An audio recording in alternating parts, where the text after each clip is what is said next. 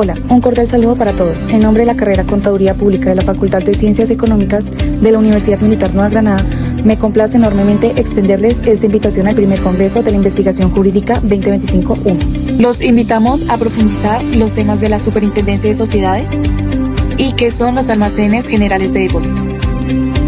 Este congreso estará liderado por la doctora Heidi Juliet González Rodríguez, experta en la Superintendencia de Sociedades, y el doctor Osman Andrés Hernández Arévalo, experto en los almacenes generales de depósito.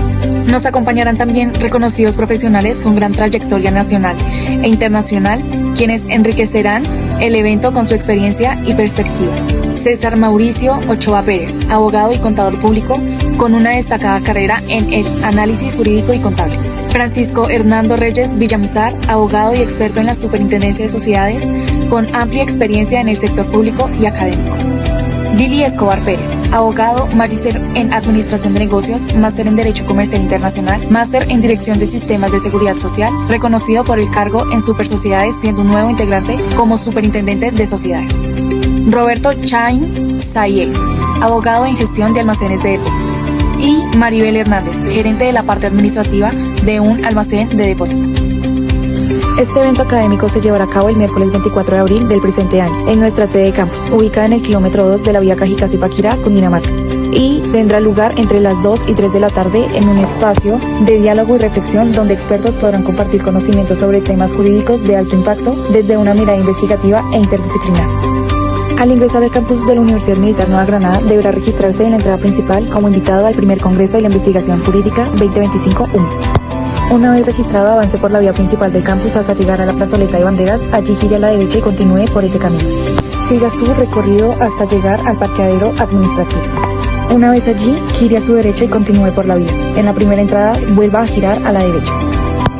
En este trayecto pasará por el edificio Pi y continúe derecho hasta llegar al edificio E. Al llegar, gira a la derecha, suba al segundo piso por las escaleras y al finalizar, gira a la derecha. A pocos pasos encontrará el aula Scale Up 201, donde se llevará a cabo el evento. Te esperamos.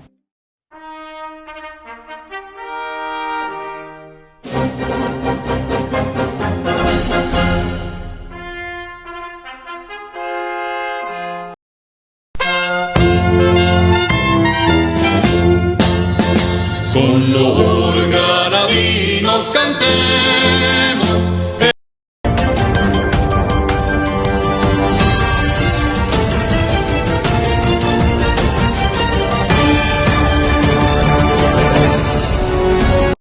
Queridos televidentes, buenas tardes. Sean ustedes bienvenidos y bienvenidas a nuestro primer Congreso Internacional de la Investigación Jurídica Empresarial 2025-1.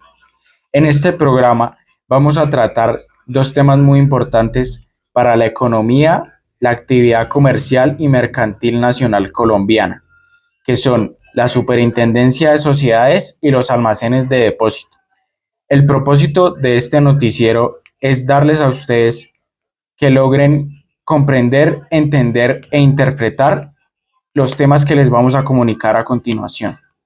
Doctora Heidi, ¿podrías hablarnos un poco de la Superintendencia de Sociedades? Sí, hola, buenas tardes, Osman. La Superintendencia de Sociedades de Colombia es el organismo que supervisa, controla a las empresas para que cumplan la ley, protejan a los involucrados y contribuyan al desarrollo económico del país. Actúa como árbitro y supervisor del mundo empresarial colombiano. Esta tiene varias funciones, incluyendo la supervisión y regulación de las sociedades mercantiles, la protección de los derechos de los accionistas y empleados, y la promoción de la transparencia y la buena gobernanza corporativa, administrativa y gerencial, dentro de las organizaciones o entidades que ésta cobija. La superintendencia está compuesta por un marco legal, que son las leyes o las regulaciones que respaldan los actos por los cuales la superintendencia se rige a la norma, para aplicarla dentro de sus intervenciones y para ejercer la función. La Ley 222 de 1995 fue un cambio trascendental para lo que fue el derecho societario colombiano. El objetivo de esta ley era adaptarse a las nuevas dinámicas empresariales. Su objetivo era mejorar la eficiencia, la transparencia y la efectividad del sector empresarial colombiano. Introdujo cambios significativos desde la manera en la que se construyen las sociedades, así como la responsabilidad que tienen sus administradores. También hubo cambios para la protección de los stakeholders, que son los propietarios, los empleados y los inversionistas de dichas empresas. También fue visionaria con la creación de las sociedades por acciones simplificadas, demostró una comprensión de las necesidades del emprendimiento. Al exigir mayor transparencia y definir responsabilidades, contribuyó a un entorno empresarial más confiable para inversores y otros actores. A pesar del tiempo transcurrido, sus principios y muchas de sus disposiciones continúan siendo fundamentales para el funcionamiento de las sociedades en Colombia. Impulsó al desarrollo al facilitar la creación de empresas y promover la buena gobernanza, contribuyendo al crecimiento económico colombiano. Ley 1116 del 2006. Esta ley es crucial para empresas en crisis en Colombia. Busca reorganizar empresas viables mediante acuerdos con acreedores, permitiendo su recuperación y la preservación de empleos. Para empresas inviables, establece un proceso de liquidación ordenada para pagar a los acreedores. La superintendencia supervisa estos procesos. En esencia, la ley ofrece una segunda oportunidad o una salida organizada para las empresas con dificultades financieras, siendo fundamental para la estabilidad económica. La Ley 1952 del 2019 del Código General Disciplinario es una legislación clave que ayudó a la modernización y a la unificación de las reglas para la responsabilidad disciplinaria. Su objetivo es establecer un sistema más eficiente, garantista y claro a la hora de la investigación por las faltas de los servidores públicos para ser sancionadas. Estos servidores públicos manejan recursos estatales, fortalece la lucha contra la corrupción y promueve la integridad, asegura el respeto y la buena ejecución del debido proceso en las investigaciones disciplinarias de estas sociedades.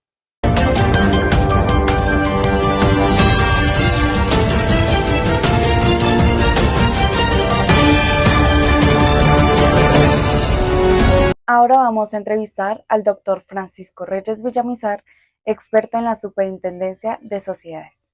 Doctor, ¿podría explicarnos brevemente qué es la Superintendencia de Sociedades? La Superintendencia ejerce la inspección, vigilancia y control de las sociedades comerciales por delegación específica que el presidente de la República hace en el superintendente. Pero además de ello, la Superintendencia de Sociedades ejerce funciones jurisdiccionales tanto para asuntos de insolvencia como para asuntos de derecho de sociedades. Entendiendo que la Superintendencia de Sociedades se creó en 1931, ¿podría explicar las razones por las cuales comenzó a ejercer sus funciones de manera formal hasta 1939? Y la razón de ello es que un grupo de empresarios y de representantes del sector privado se opuso a la actividad de la superintendencia por considerarla como una intromisión indebida en asuntos de la esfera de la empresa privada. Por eso el gobierno tuvo que propiciar una ley que suspendió la ley de 1931 y solamente 8 años después, en 1939, comenzó a operar la entidad. ¿Cuál es la función principal de la Superintendencia de Sociedades en el contexto del tejido empresarial colombiano? La Superintendencia ejerce la inspección, vigilancia y control de las sociedades comerciales por delegación específica que el presidente de la República hace en el superintendente. Pero además de ello, la Superintendencia de Sociedades ejerce funciones jurisdiccionales tanto para asuntos de insolvencia como para asuntos de derecho de sociedades. Francisco nos ha dado una visión fundamental de qué es y cuál es la función de la Superintendencia de Sociedades. Continuamos con el doctor Billy Escobar Pérez. Billy, Teniendo en cuenta este marco regulatorio y de supervisión que nos describe Francisco, en la actualidad las empresas se acercan directamente a la superintendencia o utilizan la red de las 57 cámaras de comercio del país para realizar sus trámites.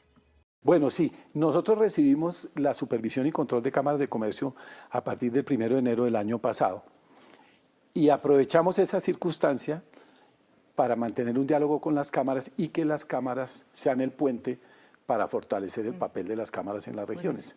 Porque también para nadie es un secreto que las mismas cámaras han sido objeto de mucho cuestionamiento y el mensaje de nosotros a las cámaras es pongámonos la camiseta, vayamos a donde los empresarios pequeños, vayamos a donde la gente que nunca los ha acompañado y las cámaras lo han sabido leer, las cámaras del país nos han acompañado en esa apuesta y estamos entonces haciendo un esfuerzo juntos para salvar empresas. ¿Y qué estrategias o iniciativas se están implementando o se planean implementar para fomentar la creación y el crecimiento de empresas en el resto del país? Y qué hay que hacer desde el punto de vista de nosotros como gobierno es llegar a esas regiones donde comúnmente el gobierno no llegaba. Y eso es lo que estamos haciendo. Por ejemplo, mira, hace poco hicimos una feria en Pasto y fue maravillosa, que teníamos calculado a la que iban a asistir 40 empresas. Bueno, se postularon como 1000 empresas. La feria iba a durar 2 días, se duró 4 días, se volcó todo ese empresariado, todas esas familias que tienen empresa. ¿Cuál es la apuesta? La apuesta es salir de los escritorios, como dices tú, y llegar al lugar donde están los empresarios, asesorarlos, acompañarlos, decirles que hay una apuesta del gobierno y buscar fuentes de financiación. ¿Cuál es la razón de ser de que la mayoría de las empresas de nuestro país entren en reorganización, sobre todo como producto de la pandemia? Pues razones externas, no internas. Nosotros entendimos esa realidad y estamos haciendo ferias empresariales en donde capacitamos, pero también hacemos un montaje de ferias desarrollando estrategias de conseguirle financiación a esas empresas. Claro, porque el fondo no es un tema legal, el fondo es un tema económico. Entonces la apuesta de nosotros es establecer un diálogo diferente, que es más de acompañamiento y de salvamento. Billy nos ha ofrecido una visión del panorama empresarial colombiano y las vías para realizar trámites ante la superintendencia, además de las iniciativas para el crecimiento empresarial. Finalizamos con el doctor César Mauricio Ochoa Pérez. Doctor César, conectando con este panorama y la labor de la superintendencia que Francisco nos detalló, queremos explorar un escenario específico. Las sociedades en liquidación, ¿es posible realizar la reactivación de la sociedad? Una vez iniciado un proceso de liquidación, ¿es posible realizar la reactivación de la sociedad? Reactivación de sociedades y sucursales en liquidación. La Asamblea General de Accionistas, las juntas de socios, el accionista único o la sociedad extranjera titular de sucursales en Colombia podrá, en cualquier momento posterior a la iniciación de la liquidación, acordar la reactivación de la sociedad o sucursal de sociedad extranjera, siempre que el pasivo externo no supere el 70% de los activos sociales y que no se haya iniciado la distribución de los remanentes a los asociados. ¿Cuál es el procedimiento para seguir para la reactivación de la sociedad? Para la reactivación, el liquidador de la sociedad someterá a consideración de la Asamblea General de Accionistas o Junta de Socios un proyecto que contendrá los motivos que dan lugar a la misma y los hechos que acreditan las condiciones previstas en el artículo anterior. ¿Deben presentarse estados financieros extraordinarios para la renovación? Igualmente deberán prepararse estados financieros extraordinarios, de conformidad con lo establecido en las normas vigentes, con fecha de corte no mayor a 30 días contados hacia atrás de la fecha de la convocatoria a la reunión del máximo órgano social. ¿Y esa dicha reactivación debe ser informada a los acreedores? El acta que contenga la determinación de reactivación de la compañía se inscribirá en el registro mercantil de la Cámara de Comercio del domicilio social. La determinación deberá ser informada a los acreedores dentro de los 15 días siguientes a la fecha en que se adoptó la decisión, mediante comunicación escrita dirigida a cada uno de ellos. Las entrevistas con Francisco Villamizar, Billy Escobar y César Ochoa ofrecen una visión integral de la Superintendencia de Sociedades y su impacto empresarial. Francisco clarificó el rol supervisor de la superintendencia. Billy exploró la interacción de las empresas con esta entidad y las estrategias de fomento empresarial a nivel nacional. Y finalmente, César analizó la posibilidad de la reactivación de sociedad en liquidación bajo la supervisión de la superintendencia, en el contexto del panorama empresarial del país.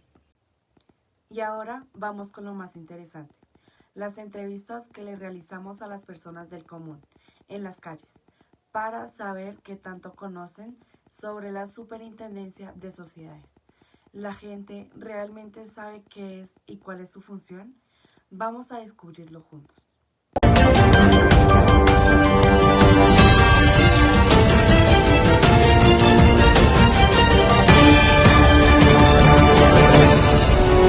¿Sabes algo o has escuchado algo sobre la Superintendencia de Sociedades? Sí, pues tengo claro que es una entidad que se encarga de vigilar diferentes sociedades que se crean alrededor de Colombia, en este caso, y se encarga como de vigilar las acciones que estas sociedades hacen.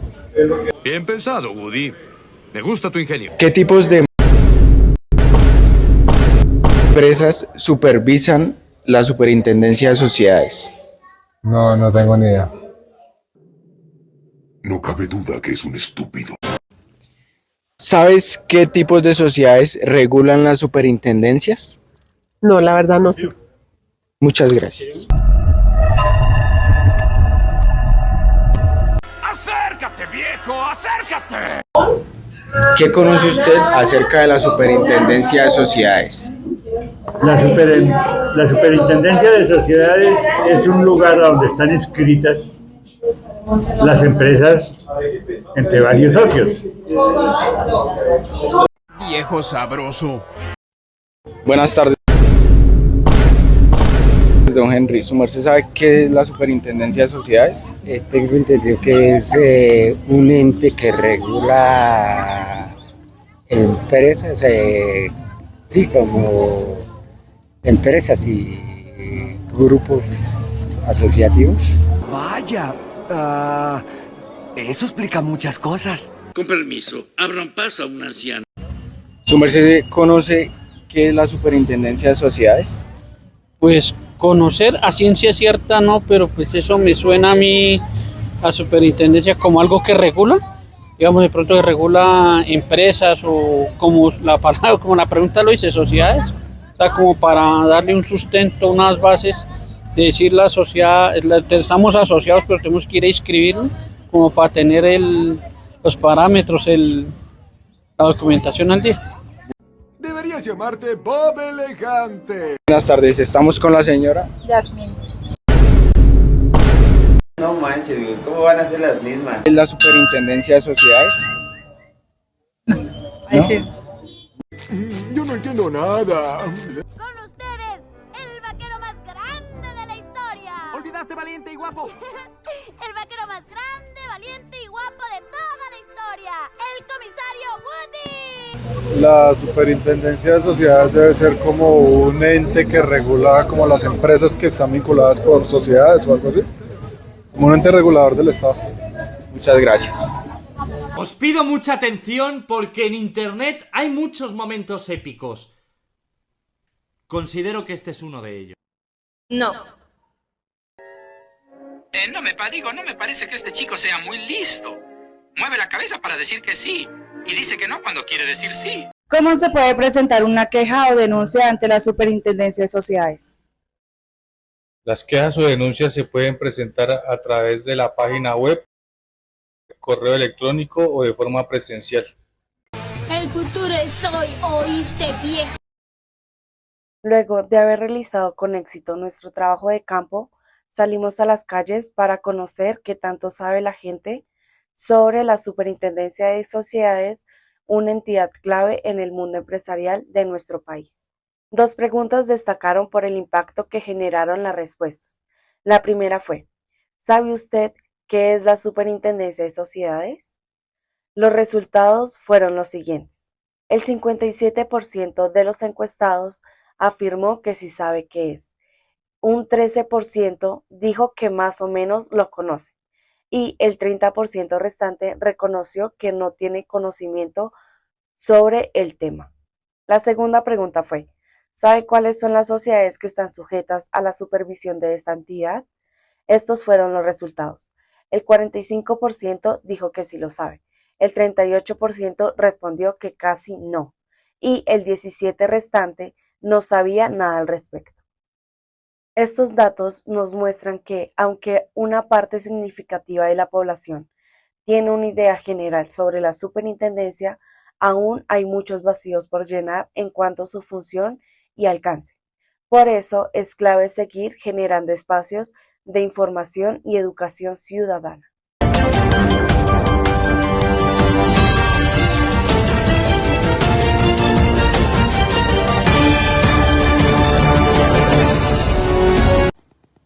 Continuamos con el doctor Osman Andrés Hernández Arevalo, experto en almacenes generales de depósito. Osman, ¿nos puedes dar un contexto general de los almacenes generales de depósito?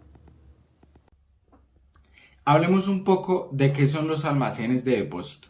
Los almacenes de depósito o almacenes generales de depósito son entidades prestadoras de servicio de almacenamiento y bodegaje. También prestan servicios crediticios por medio de la custodia de las mercancías de terceros. En términos generales, los almacenes generales de depósito son clave para el financiamiento empresarial, permitiendo usar inventarios almacenados como garantía para obtener crédito y mejorar el capital del trabajo. Hablemos un poco de cómo se lleva a cabo la operación de estos almacenes. El depositante efectúa el depósito de la mercancía y el almacén emite títulos valores, como los certificados de depósito y los bonos de prenda al momento que se tienen las mercancías en la bodega. ¿Qué son los certificados de depósito? Los certificados de depósito son títulos valores o documentos que amparan el almacenamiento, el manejo, la distribución y el control de las mercancías depositadas. Acreditan el hecho de hacer y efectuar el depósito, y también se pueden obtener financiamientos por medio de este título valor. ¿Qué debe indicar el certificado de depósito?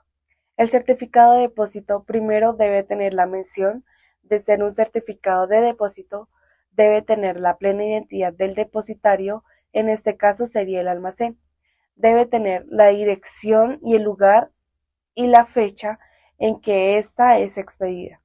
También debe tener una descripción detallada y especificada de las mercancías que están en depósito. También debe incluir la tarifa o el costo del depósito, incluir el costo del seguro y el nombre de la aseguradora. También debe tener la constancia de haberse efectuado el depósito, que en este caso serían las firmas de ambas partes, tanto el depositante como el depositario, y también debe indicar el plazo de este mismo depósito. Los bonos de prenda son bonos de crédito que constatan el préstamo entre el dueño de las mercancías y el depositario, que en este caso sería el almacén, es quien lo emite. Según el Sistema Único de Información Normativa, nos habla en la Ley 20 de 1921 que el bono de prenda representa un contrato de préstamo con la consiguiente garantía de las mercancías depositadas y confiere por sí mismo los derechos y privilegios de un crédito prendario.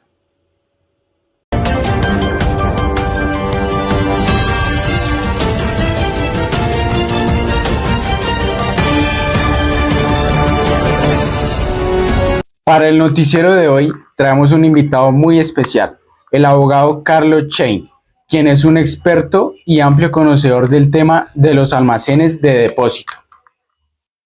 Buenas tardes, doctor Carlos. En resumidas cuentas, ¿podrías darnos una definición de qué son los almacenes de depósito? ¿Qué son los almacenes generales de depósito?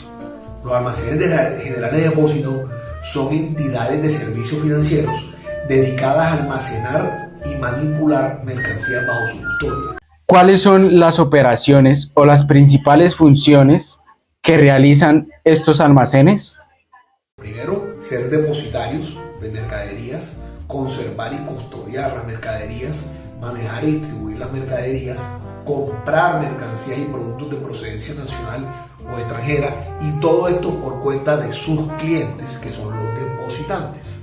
¿Qué otras funciones u operaciones tienen los almacenes generales de depósito? Otra de las funciones que cumplen los almacenes generales de depósito es efectuar labores de intermediación financiera.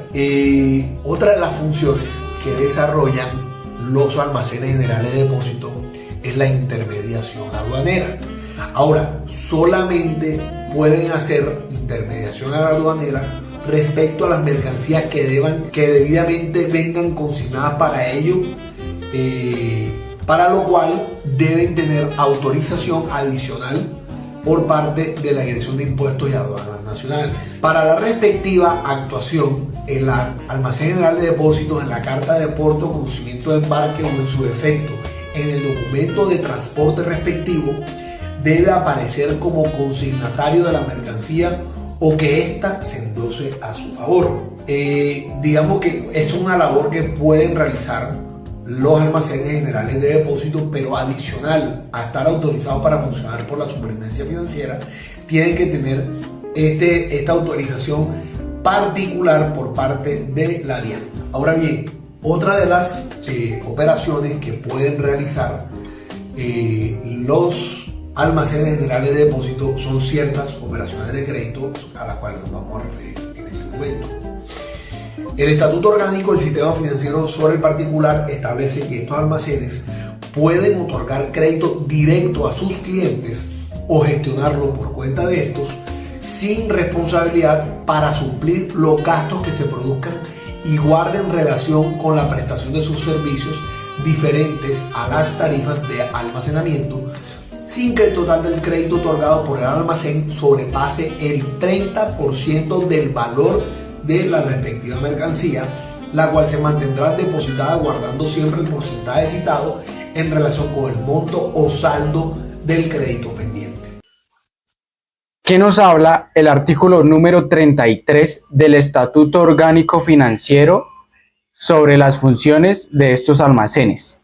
En el marco del artículo 33 del Estatuto Orgánico del Sistema Financiero, son varias las operaciones autorizadas. Unas son las operaciones relativas a mercancías, que son las que tienen relación con la custodia, depósito y cuidado de los bienes dados en depósito por parte de sus clientes. También tiene la posibilidad de la expedición de certificados de depósito y bonos de prenda en los términos del artículo 757 y subsiguientes del Código de Comercio.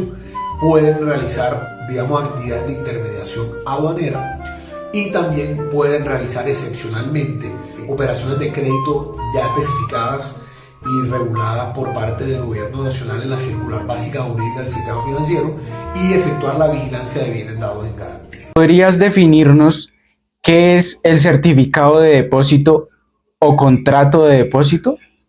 Lo define como un contrato por el cual una persona le entrega a otra una cosa mueble para que ésta la conserve en su poder y se la restituya cuando ella así lo requiera. Yo te lo entrego con la expectativa de que tú me lo tienes que devolver. ¿Dónde lo habla? Lo refieren los artículos 11, 70 y subsiguientes del Código de Comercio. ¿Cuáles son, las reglas más comunes que debemos tener en cuenta respecto al contrato de depósito que van a regir en las operaciones autorizadas de los almacenes generales de depósito, incluso en lo referente a la Circular Básica Jurídica de la Superintendencia Financiera? Primero, que el depósito mercantil es remunerado. Incluso si no se ha pactado remuneración, se entenderá remunerado en los términos de la costumbre, o incluso si no hubiese costumbre va a ser determinada por peritos. El segundo tema es que los depositarios, que en este caso son los almacenes generales de depósito, responden por culpa leve en la custodia y conservación de la cosa. Incluso hay una presunción legal que habla el Código de Comercio, y es Se presume que la pérdida o deterioro es por culpa del depositario, a menos que se demuestre lo contrario. Hablando de las culpas leves, ¿cuáles son las responsabilidades que tienen los almacenes de depósito frente a dichas culpas? El artículo 63 del Código Civil nos va a establecer las tres especies de culpa o descuido para graduar la responsabilidad en las conductas que tenemos en virtud de las obligaciones surgidas de las diferentes fuentes de derecho. Entre esas pueden ser los negocios jurídicos. ¿Cuál es de esas la culpa leve? Culpa leve, descuido ligero, óyase bien, es la falta de aquella diligencia y cuidado que los hombres emplean ordinariamente en su negocio propio. Culpa o descuido, sin otra calificación, significa culpa o descuido leve. Esta especie de culpa se opone a la diligencia o cuidado ordinario o mediano. El que debe administrar un negocio como un buen padre de familia es responsable de esta especie de culpa.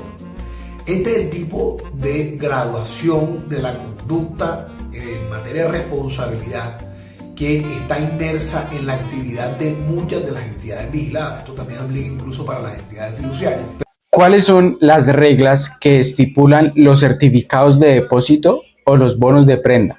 La regla referente al contrato de depósito en materia de la operación que realizan los almacenes generales de depósito está incluida entre los artículos 1180 y 1191 del Código de Comercio. ¿Qué podemos destacar? Es que el depósito en almacenes generales podrá versar sobre mercancías y productos individualmente especificados, sobre mercancías y productos genéricamente designados, siempre que sean de una calidad homogénea, aceptada y usada en el comercio, sobre mercancías y productos en proceso de transformación o de beneficio, y sobre mercancías y productos que se hallen en tránsito por haber sido remitido a los almacenes en la forma acostumbrada en el comercio. Adicionalmente, establece que en el depósito de mercancías y productos genéricamente designados en los almacenes, estos están obligados a mantener una existencia de igual cantidad y calidad, y serán de su cargo las pérdidas que ocurran por alteración o descomposición, salvo las mermas naturales cuyo monto haya quedado expresamente determinado en el respectivo certificado de depósito y el bono de prenda. Digamos que esas son las reglas básicas del contrato de depósito que ya trae el Código de Comercio, que de pronto no las van a ver en el Estatuto Orgánico del Sistema Financiero, que de pronto no va a hacer una referencia específica en la circular básica jurídica, los mismos términos, pero digamos que se basan en esa norma. Es decir, nunca vamos a poder entender las operaciones autorizadas de los almacenes generales de depósito si no entendemos las reglas básicas del contrato de depósito. No podemos desprendernos del derecho privado, no podemos desprendernos de las reglas del Código de Comercio, y en eso ahí es clarísimo, incluso la circular básica jurídica lo va a aclarar más adelante. ¿Qué deben especificar estos títulos valores? Los certificados de depósito y bono de prenda deben contener, primero, la mención de ser certificado de depósito o la mención de ser bono de prenda. Segundo, la designación del almacén, el lugar del depósito y la fecha de expedición del documento. Posteriormente, una descripción pormenorizada de las mercancías depositadas con todos los datos necesarios para su identificación, o la indicación en su caso de que se trata de mercancías genéricamente designadas, la constancia de haberse constituido el depósito, las tarifas por concepto de almacenaje y demás prestaciones a que tenga derecho el almacén, el importe del seguro y el nombre del asegurador, el plazo del depósito y los demás requisitos que exijan los reglamentos, es decir, las normas que expida el Gobierno Nacional en desarrollo de esto. Adicional a esos requisitos que están para los certificados de depósito y los bonos de prenda, el artículo 760 da unos adicionales únicamente para los bonos de prenda. ¿Cuáles son? El nombre del beneficiario, en este caso sería el acreedor, el importe y la fecha de vencimiento del crédito que en el bono de prenda se incorpora, el cual se anotará en el certificado al ser emitido el bono, la indicación de haberse hecho en el certificado la anotación de la emisión del bono y las firmas del tenedor del certificado y del almacén que haya intervenido en la operación. Muy importante tenerlo en cuenta. ¿Cuáles son los elementos que debe tener un contrato o certificado de depósito? Primero, la designación del depositante y determinación de su condición. Lugar del depósito. Una descripción pormenorizada de las mercancías con todos los datos necesarios para su identificación o la precisión en su caso de que se trata de mercancías a granel o genéricamente designadas, y la indicación de su estado aparente. Cuarto, el plazo del depósito.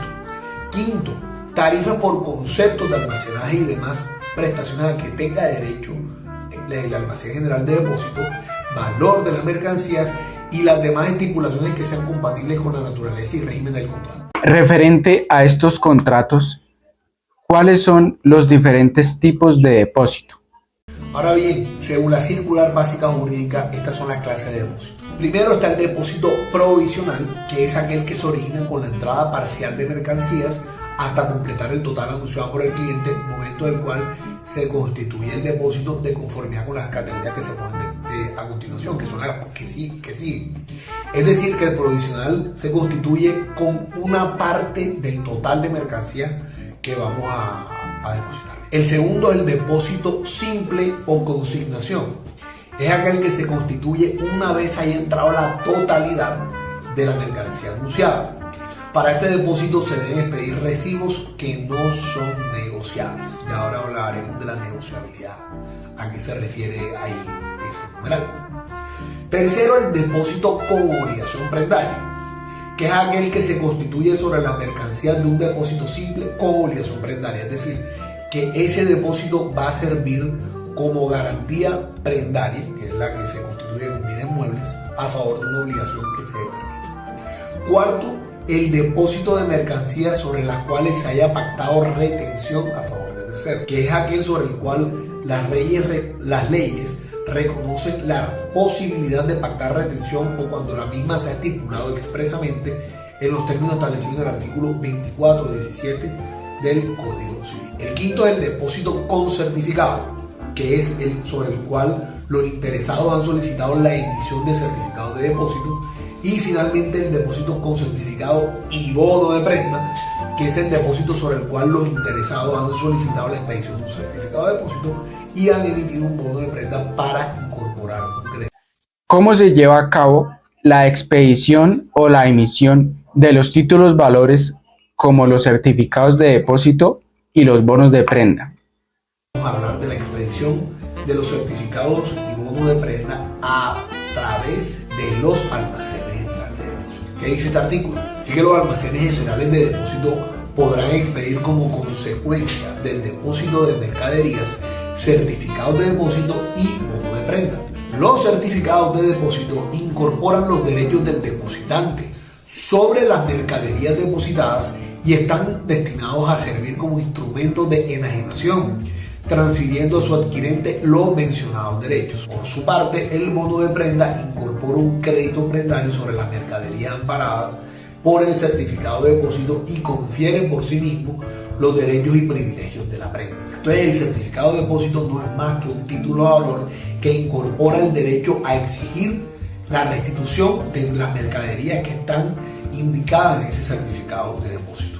Ahora bien, pueden también expedirse bonos de prenda que incorporan un crédito prendario sobre las mercaderías amparadas. Es decir, que quien tenga a su nombre ese título, en los términos de la ley, va a tener derecho a que se le pague una obligación y en últimas que esté garantizada con las mercaderías incorporadas en los derechos de ese título. Entonces, para aquellos que no son conocedores, ¿qué son los títulos valores en el contexto de los almacenes generales de depósito?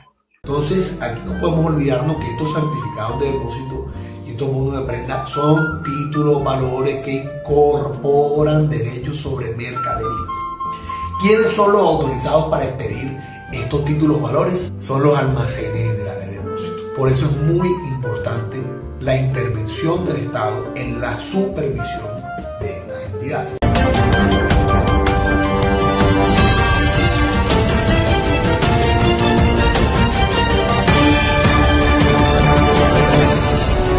Buen día, doctora Maribel. Es un placer tenerla con nosotros en el programa de hoy. para hablar de un tema clave para la logística y el financiamiento empresarial, los almacenes generales de depósito. ¿Podrías explicarnos brevemente qué son los almacenes generales de depósito y por qué son tan relevantes dentro del sistema económico? Buenas tardes, Andrés. Claro que sí. Los almacenes generales de depósito son entidades autorizadas para almacenar y custodiar mercancías de terceros, pero su valor va más allá de ser simplemente almacenaje. Nosotros emitimos documentos negociables como son los certificados de depósito y los bonos de prenda. Estos permiten que los empresarios accedan a financiamiento sin hacer o sin deshacerse de sus inventarios. Somos como un puente entre la logística y el sistema financiero. Suena como un servicio integral. Cuéntenos, ¿ustedes cómo le garantizan a sus clientes que las mercancías bajo su custodia estén seguras y bien gestionadas? Operamos con altos estándares de calidad. Contamos con bodegas climatizadas, sistemas de seguridad 24/7 para trazabilidad en tiempo real. Además, realizamos inspecciones periódicas y trabajamos con pólizas de seguros que cubren riesgos como incendios, robos o daños por la humedad. ¿Qué tipo de clientes suelen utilizar sus servicios? Desde pequeños agricultores que almacenen granos hasta grandes empresas con productos terminados. Por ejemplo, un caficultor puede depositar su cosecha con nosotros, obtener un certificado de depósito para venderlo después a un mejor precio o un bono de prenda para solicitar un crédito y pagar a sus proveedores. ¿Ustedes cómo manejan las competencias con otros sistemas de almacenaje? Nos diferenciamos con nuestro servicio integrado, donde se hace un buen trabajo compaginado entre la logística y el financiamiento. El financiamiento que se les ofrece a los clientes, pero realmente la confianza en nuestra custodia de los bienes es clave. Hablando un poco de los instrumentos financieros, exactamente cómo funcionan los certificados de depósito y los bonos de prenda emitidos por ustedes. El certificado es un recibido que acredita la propiedad de la mercancía. Es un título o valor que especifica las características de la mercancía junto con la información del depositante, el tiempo de custodia y las tarifas del cobro por el servicio prestado. Este documento puede venderse o transferirse, lo que da liquidez inmediata al dueño. Bono de prenda. Este es otro título o valor que transforma la mercancía en una garantía para el préstamo. Se dejan las mercancías en prenda. Si el cliente no paga, el acreedor o el almacén puede ejecutar la prenda y pueden vender para recuperar su dinero. ¿Qué ventajas o qué valor agregado ofrecen frente a un crédito tradicional? Flexibilidad y menores tasas de interés. Un banco puede exigir mayor garantía o temas más complejos, como propiedades. Con nosotros no. Las mismas mercancías almacenadas sirven como respaldo sin paralizar la operación del negocio. ¿Qué pasa si el precio de la mercancía cae y ya no cubre el crédito? Es un riesgo controlado, ya que antes de aceptar la garantía analizamos los factores como la oferta y la demanda. Además, exigimos un margen de seguridad. Un ejemplo, si un café vale 100, el préstamo será máximo del 70%. Si el precio baja, el cliente puede completar la garantía o liquidar parcialmente. Para ir cerrando, ¿cómo ven ustedes la adaptación de los almacenes generales de depósito a la era digital? La tecnología es clave. Ya exploramos el blockchain para certificados digitales irrefutables y plataformas para negociar bonos en línea. También trabajamos con alianzas con fintech, que son las empresas digitales de financiamiento, para agilizar créditos, el objeto de ser más ágiles sin perder la seguridad que nos caracteriza. ¿Tienes algún mensaje para aquellos empresarios que aún no hacen uso de este servicio? Que nos vean a nosotros como unos aliados estratégicos, no solo que guardamos mercancías, sino que les ayudamos a liberar su capital, garantizando un buen trato en sus mercancías y un buen modo de apalancamiento financiero para un excelente desempeño en el mercado competitivo. Muchas gracias por el espacio que nos brindas, también por tu amplio conocimiento en el tema. De verdad que estas entidades son muy importantes para impulsar y fomentar el crecimiento empresarial. Gracias por la invitación a ustedes, gracias por compartir en este noticiero informativo.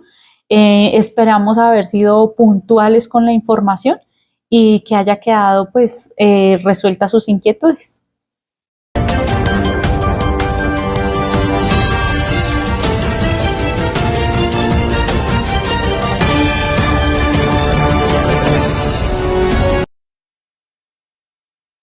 Luego de haber elaborado las entrevistas formales y una explicación breve del tema, vamos con el trabajo de campo, donde se entrevistó al común de la gente para saber qué saben de estos temas.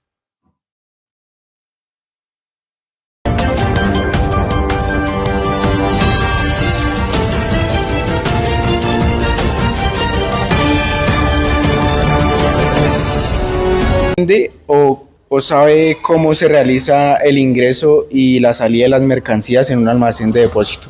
Ok, primeramente se debe llevar como un registro y un conteo de qué mercancías, si tiene alguna referencia en específico, y ya según lo que esté en el certificado de depósito, y sí, se lleva un conteo de lo que entra y sale del lugar. ¡Demonios, Gum! ¡Eres realmente un genio! ¿Qué beneficios ofrecen los almacenes generales de depósito a los importadores y exportadores? Bueno, nos puede ofrecer una mayor reducción de los costos en el área de logística, un mayor flexibilidad para el tema de los inventarios y mayor acceso o de flexibilidad en las mercancías especializadas en todo lo que tenga que ver con las mercancías. No puedo argumentar nada ante esa lógica. No sé acerca de los almacenes de depósito. De los almacenes de depósito, que son los almacenes grandes que utiliza, por ejemplo, el depósito de materiales, el Progreso en Ubaté. Un ejemplo. Eso sí es de gángsters, de gángsters. ¿Tú sabes qué medidas de seguridad suelen implementar los almacenes generales de depósito? Bueno, de los que conozco están las cámaras de vigilancia, el personal de seguridad, las alarmas de seguridad. Ah, caray, eso sí me interesa. ¿Qué es un almacén de depósito? El almacén de depósito es donde se llevan, por decir, todos los materiales utilizables y no utilizables, reutilizables, para dejarlos en un solo lugar, en un solo sitio, para que de pronto no estén contaminando, no estén estorbando, me imagino. Mi mente es superior a la de los demás. ¿Qué tipos de mercancías pueden ser almacenadas en almacenes generales de depósito? Bueno, yo pienso que estos productos pueden ser como muebles, electrodomésticos para oficinas, insumos, combustible, también teniendo en cuenta sus respectivas etiquetas.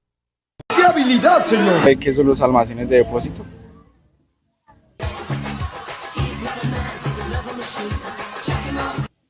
No. ¿No? ¿Cuál es el objetivo principal de los almacenes generales de depósito? Sí, optimizar la logística de las empresas que no tienen almacenamiento en sus propias oficinas, optimizar costos y almacenar de forma segura. También hay unos que tienen servicio de distribución y control de inventarios. Muchísimas gracias. Esta información vale millones. ¿Usted sabe qué son los almacenes de depósito? Pues deben ser como almacenes donde puede como guardar cosas o depositar cosas como para la venta, no sé. ¿Qué haría esta ciudad sin ti, Bob Esponja? Hola, ¿cómo vas? ¿Te puedo hacer una pregunta? Sí, claro. ¿Sabes cuáles son los servicios adicionales que pueden ofrecer los almacenes generales de depósito? Pues tengo entendido que funciona como con algo de carga, de manipulación de carga, distribución, empaquetado y demás cosas, pero es muy poco lo que sé, la verdad. Vale, muchísimas gracias. El futuro es hoy, ¿oíste, viejo? Le vamos a preguntar, ¿tienes alguna idea de qué es un almacén de depósito? Sí, claro, el almacén de depósito es una empresa que presta servicio para guardar o custodiar mercancías. Es bellísimo. ¿Cuáles son los requisitos legales para operar un almacén general de depósito en Colombia? Para operar un almacén en Colombia se deben tener en cuenta varios requisitos, como la Cámara de Comercio, el registro mercantil, las pólizas de responsabilidad, un contrato, las pólizas ambientales, bueno, entre otros. Bien, yo te creo. Pero mi metralleta no. Y le vamos a preguntar, ¿qué entiendes por almacenes generales de depósito? Bien, pues no tengo una idea muy específica, pero creo que son como entidades que se encargan como de guardar productos para terceros, para pues el comercio de algunos productos. No, hombre, a veces soy una cosa pero bárbara. ¿Cómo pueden los usuarios evaluar la calidad del servicio de un almacén general de depósito? Pienso que los usuarios lo pueden evaluar por varios factores. Por ejemplo, la calidad del producto, la atención al cliente, el beneficio o la accesibilidad que tenga la mercancía, que sea de manera confiada, que le dé una seguridad al cliente para que ellos puedan seguir obteniendo esa mercancía o ese producto. ¿Usted sabe qué son los almacenes de depósito? Almacenes de depósito. No, eso es que como bodega, como un sitio de... como bodegas, ¿te entendería yo? ¿Para qué te digo que no, sí?